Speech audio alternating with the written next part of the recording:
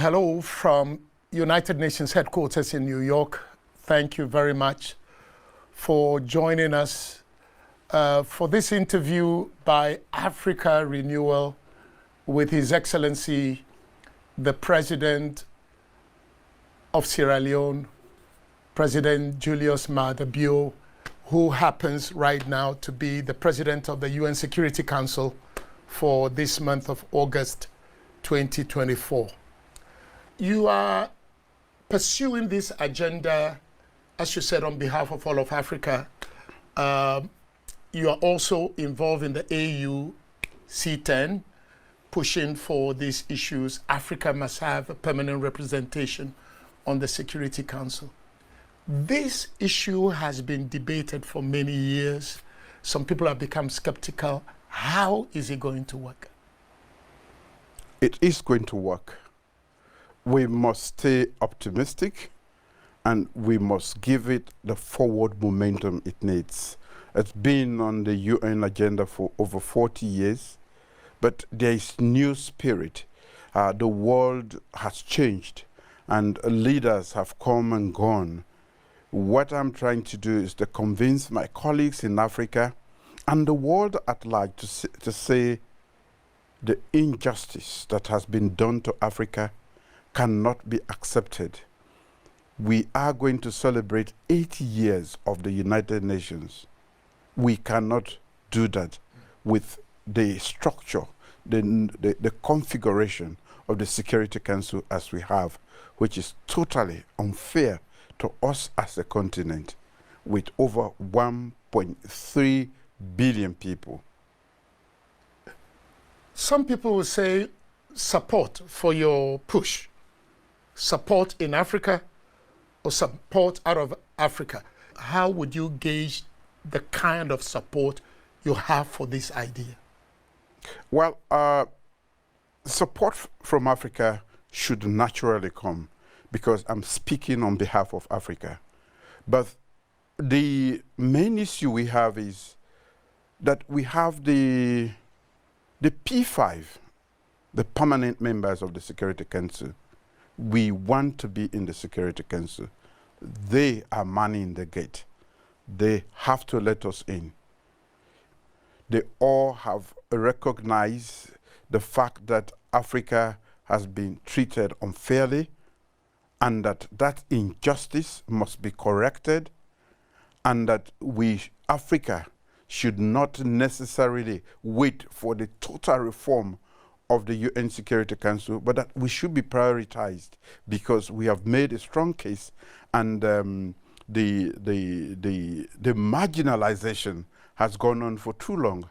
And so I am optimistic, and that is why I want to call on Africa to fully support this and on the rest of the world too, because we are talking about democracy, fairness, representation, and the fact that we are not there in the Security Council, in the permanent category, and even in the non-permanent category, we are underrepresented. It means that this is not a legitimate organ of the UN security of the UN.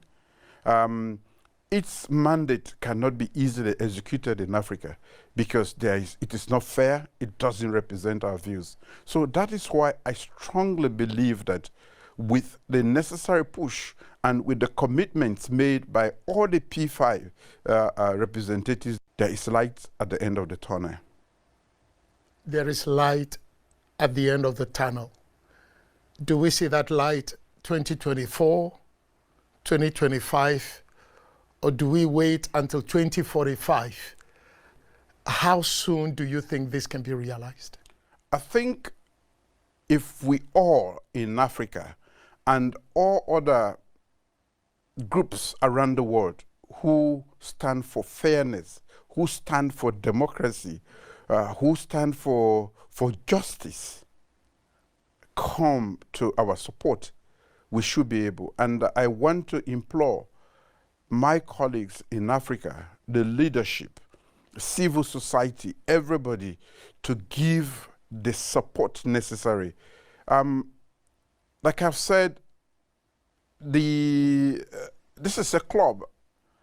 The Security Council. It's been closed off to us for far too long. We are knocking, but they have not answered. I think we should knock further. And the louder the noise, I think what your question is trying to get out of me is how quickly can we do this? I think they have to see the seriousness. We have to bring it to the consciousness of the world that we have also come of age. Africa represents 54 of the 193 states that make up the United Nations. We are 1.3 billion people. We cannot just be a territory for proxy wars and be used by others. We have a voice. We know what our problems are, and we should have a say. Besides, more than 60% of the issues that are discussed in the Security Council and most of the activities are in Africa. How would you want them to be owned if we are not part of it? So the African leadership needs to wake up again and realize that we cannot be a member of a world organization and not be part of its prime organ, the Security Council, and to have veto power. This is not fair in the 21st century. And I call on all African leaders and for all those who stand for justice and democracy around the world to fight this unfairness. During your presidency, Sierra Leone's presidency of the Council this month of August, one of the key objectives you have is to unlock Africa's full potential. How would you break this down and say, this is exactly what I mean when I'm pushing that Africa's full potential to be realized? We are talking about enhanced representation. At the moment, we are only present in the non-permanent category. In the permanent category, there is no African representation. What we are saying is that we want to increase our number in the non-permanent category by 2, and also we are asking for 2 members in the permanent category with a veto power if it is retained. We want to be a full-fledged member of this premier organ of the UN Security of the United Nations. This is where major decisions are taken, and because of our contribution to peace and security around the world, peacekeeping, I think we should be there. It is far too long. We can't be talking about this for 40 years. And that is why the question you ask is very pertinent. When is the Security Council going to recognize that they cannot keep us out of the door? They cannot keep us in oblivion. We are not part, we should be part. If we talk about democracy in our nations, which we have all catering to do, we should also practice democracy in the in an institution, the UN Security Council, that is a premier body for peace and security around the world. This is what I believe in, and this is what I'm trying to get Africans to understand. And to help me, we need more voices. We need to make our voices louder and be a voice, let them be voices of reasoning. We want to contribute to what is happening around the world. We think we have perspectives that are pertinent. We think we have what it takes to be part of the world today and not just be a recipient of the largest of others. President Julius Maada of Sierra Leone, you touch on the issue of peace and security. Many of us know what Sierra Leone went through during the Civil War. Gruesome crimes were committed. You and your colleagues stepped in at a certain point. Somehow you've managed to pull yourselves together so much so that when people see you now, they wouldn't believe that Sierra Leone was in a terrible conflict, in a war situation. What kind of example would you like Sierra Leone being there, ECOWAS supporting the United Nations, coming to support, to lift your country out of the ashes of war? What kind of example can Sierra Leone be to other nations around the world? I've said that we've been to hell and back. And during our years of trials and tribulations, we learned quite a lot. And through partnership of the United Nations and many other institutions, countries around the world, we've been able to pull ourselves back from the brink of total disintegration as a nation. In all of these, we have learned quite a lot. Partnership, multilateralism, dialogue, and the need to build consensus. So what we are bringing to the table within the UN Security Council is how we can be a bridge, how we can support multilateralism as a way for peace and security around the world. We were able, after all the fighting, after all the destruction, as you've described, we resolved our problems on the table. So why did we not go to the table in the first place? Well, normally, students of conflict will say you have to go through that stage before you get back to resolving your conflicts. But now that we know that at the end, you cannot resolve your issues on the battlefield, how do we manage the conflict in such a way that it does not create so much bitterness and destruction, but that at the end of the day, the parties will still be intact, and there will be a group to mediate and to bring them together? That bridge creation, that voice of reason is what we think we can offer the world. Mr. President, you mentioned dialogue, mediation, and also you are seen as a big champion of the cause of women and girls. What lesson would you like us to learn from the role of Sierra Leonean women in the issues of mediation, dialogue, towards sustainable peace? When you look at the literature concerning the war in Sierra Leone, especially its final resolution, very little is said about the role of women. As a matter of fact, women in Sierra Leone constitute more than 50% of the population. And they played a very pivotal role during the war. So they have always been positive actors in our effort to bring the country together, to restore peace. For me, it would be wrong for us to talk about development if you keep more than half of your population in the kitchen, or not empower them enough to be part of the force that is going to change the nation.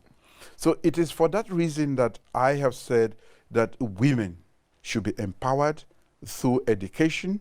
Everything that we do as men, they should be empowered to do it. And we have started with the law, which we have passed, to make sure that at least, to start with, nothing less than 30% of our cabinet, of our parliament, and all institutions in the country should be women.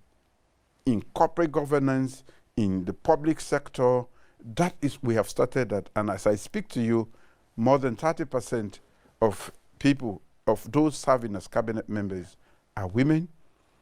More than 30% of those in parliament are women. And we can have women of substance by making sure that we take care of the young girls first.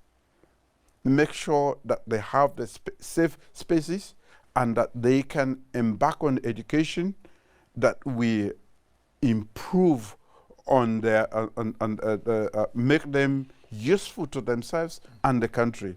So it is a whole gamut of things that we have been doing to just protect the girls so that they can go through education and be part of the development process. That is too huge a number to leave if you really want to develop as a nation. I want to move now again into this area of development, gender, climate, and youth. So first of all, I want to center on SDG 5, which is gender equality. The SDGs are supposed to be implemented. The deadline is 2030. So we are having just 6 years to go. One thing you've done that has received a lot of international publicity is that you banned child marriages,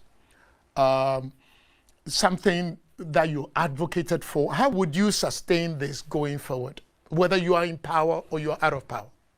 Well, we now have an act of parliament which makes it a law. What we need to do is to create the institutions to monitor the implementation of that act, to roll it out, and to make sure that girls below the age of 18 will not be given off, the hands will not be given out there in marriage, and to make sure that also, in fact, it is a crime now, an offense to be part of that process. If you are witness to a girl being handed over in marriage that is of less than 18 years old, you are also part of that offense, and you can go into prison for nothing less than 15 years. How challenging is it going to be to tell, we have the law, but to tell somebody that, look, this is it, you can't do it. How challenging is that? Just allow the girl to be 18 and get married. Don't allow somebody who is less than 18, who cannot make sound decisions. Her body is not ready to be a mother. And for all of these reasons, and I will tell you, all elites in society, those who are rich are not giving up their children to get married before the age of 18. So this is a way to stop the perpetration of poverty, making sure that those who are vulnerable are not manipulated by money to give off the hands of the children in marriage. So again, we are protecting the girls. We are also tackling an aspect of poverty. And it is the sum of the cumulative impact of all of these that we are actually aiming at, to make sure that we, in the first place, maybe I forgot to tell you, my government is a human capital development government administration. Human capital, because when you talk about Sierra Leone, you will be talking about diamonds, gold, and all of these things. I have said to my nation, yes, these are precious minerals, natural resources, but the most important resources we have in this country are the people. And therefore, the person born in a village, when educated, becomes useful not only to him or herself, but to the community, the country, and maybe the world.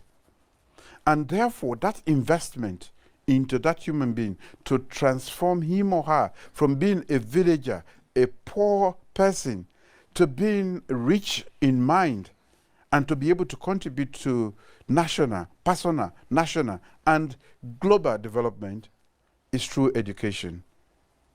So this is why everything that we have been doing has been around education, because in the 21st century, we are nothing. We cannot be a meaningful part of this century if we are not educated. And it is an injustice to not give that opportunity to the women of Sierra Leone. I just want to move to the matter of climate change, insecurity, I remember news stories of severe flooding and mudslides affecting people in Freetown, maybe because more rainfall. And this whole issue of climate change is affecting vulnerable groups more, women and children in particular. What is Sierra Leone doing, or what can Africa do collectively to address the damaging effects of climate change? Sierra Leone is one of the vulnerable countries to the adverse effect of climate change. We have very strong weather patterns that are developing lately because of climate change. And as you can see, even for those in the developed countries that have very good infrastructure, they are not coping. When it rains so heavily that it overwhelms the infrastructure. We've seen cars floating, we've seen houses, being swept away, bridges, and so on and so forth.